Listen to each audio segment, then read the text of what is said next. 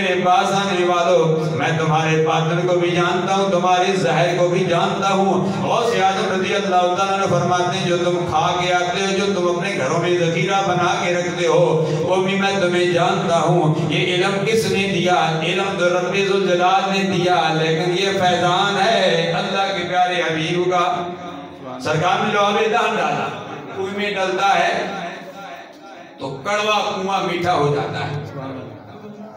لعاب دان کے متعلق پیغام مصطفیٰ میں میں نے اس کے متعلق 18-19 سرکار کے معجزات کا ذکر کیا۔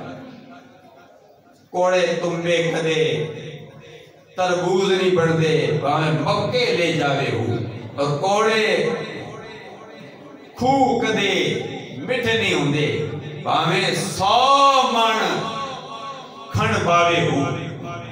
لیکن یہ سرکار کا لعاب کا یہ اثر ہے کہ لعاب ڈالتے ہیں کھانا پینا کا پانی میٹھا ہو جاتا ہے۔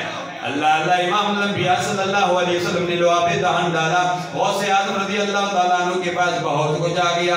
اللہ نماز ظہر ادا کی، نماز ظہر ادا کرنے کے بعد علی المرتضیٰ شیر خدا رضی اللہ تعالیٰ عنہ فرما جاتے ہیں، فرماتے ہیں اے غوث اعظم، اے بیٹے اپنا منہ کھولو۔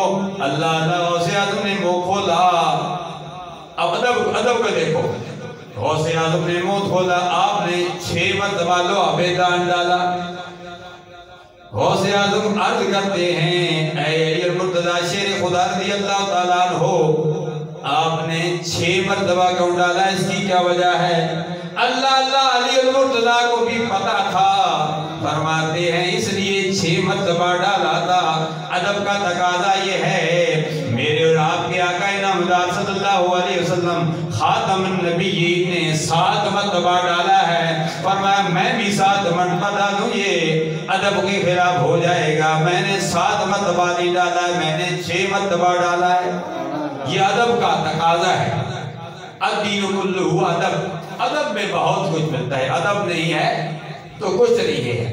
غوث اعظم نے بھی ادب کیا، اور علی المرتضیٰ شیر خدا رضی اللہ تعالیٰ عنہ نے بھی ادب کیا۔ اور غوث اعظم رضی اللہ تعالیٰ عنہ سے پوچھا گیا کیا ہے غوث اعظم آپ کا نائب کون ہے؟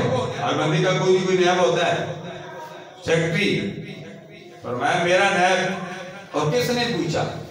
میاں شیر محمد شرک پوری علیہ رحمت نے پوچھا، جو اللہ کے ولی گزر گئے۔ شرک پور شریف والا نے پوچھا۔ غوث اعظم خواب میں آئے، خواب میں پوچھا، فرمایا میرا نائب اگر دیکھنا چاہتے ہو تو بریلوی میں چلے جاؤ، مولانا احمد رضا ہاں بریلوی ہے۔ میاں محمد شرک پور علیہ رحمت فرماتے ہیں میرے دل میں انگڑائیاں لینے لگا کہ میں احمد رضا کی زیارت کروں۔ فرماتے ہیں میں چلتے چلتے بریلوی پہنچ گیا۔ جب بریلوی پہنچا، اعلیٰ حضرت عظیم البرکت کی زیارت کی۔ جب واپس آنے لگے رو رہے تھے۔ مریدین نے پوچھا، شاگردوں نے پوچھا کیوں رو رہے ہیں حضور؟ پیر و مرشد سے پوچھتے ہیں، شیخ سے پوچھتے ہیں۔ فرمایا میں کیوں نہ روؤں، میں اس لیے رو رہا ہوں، میں نے جو منظر دیکھا آپ نے نہیں دیکھا۔ میں نے دیکھا اعلیٰ حضرت امام محمد رضا بریلوی علیہ رحمت آگے بول رہے ہیں، اللہ کے پیارے حبیب پیچھے پردے کے پیچھے امام الانبیاء صلی اللہ علیہ وسلم اعلیٰ